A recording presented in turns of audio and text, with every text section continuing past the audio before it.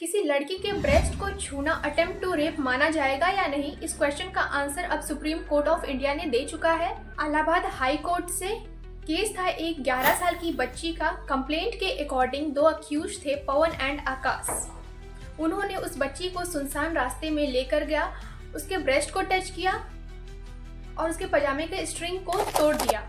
वो बच्ची सिर्फ इसलिए बच गई क्योंकि उस बच्ची का चीख पुकार सुनकर लोग वहां आ गए और दोनों अक्यूज्ड भाग गए वहां से। जब ये मैटर इलाहाबाद हाई कोर्ट पहुंचा तो हाई कोर्ट ने कहा कि ये अटेम्प्ट टू रेप नहीं है, क्योंकि इस केस में ये साबित कहीं से नहीं होता कि उन अक्यूज्ड का ये इंटेंशन था रेप करने का। इस जजमेंट के कारण पूरे देश में बहुत ही ज्यादा आउटरेज हुआ। Then after Supreme Court of India ने इस मैटर में सुओ मोटो का कॉग्निजेंस लिया और कहा कि इलाहाबाद हाई कोर्ट का ये ऑर्डर बहुत ही शॉकिंग और इनसेंसिटिव है और फैसले पर स्टे लगा दिया। और अब सुप्रीम कोर्ट की 3 जज बेंच का जजमेंट आया।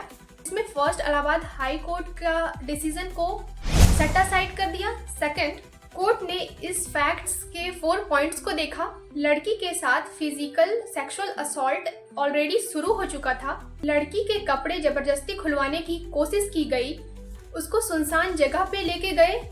लड़की का रेप करने से अक्यूज सिर्फ इसलिए रुक गए थे क्योंकि वहां लोग आ चुके थे। सुप्रीम कोर्ट ने कहा इन सारे फैक्ट्स को देखते हुए बात क्लियर है कि ये केस अटेम्प्ट टू रेप का है। आगे से इस तरह के केसेस में जजेस इतना इनसेंसिटिव रिएक्ट नहीं करेंगे। उसके लिए सुप्रीम कोर्ट ने कुछ इम्पोर्टेंट गाइडलाइंस बनाने को कहा है नेशनल एकेडमी जुडिशियल भोपाल को, कि कैसे जजेस को सेक्सुअल ऑफेंसेस केसेस में सेंसिटिव होना पड़ता है।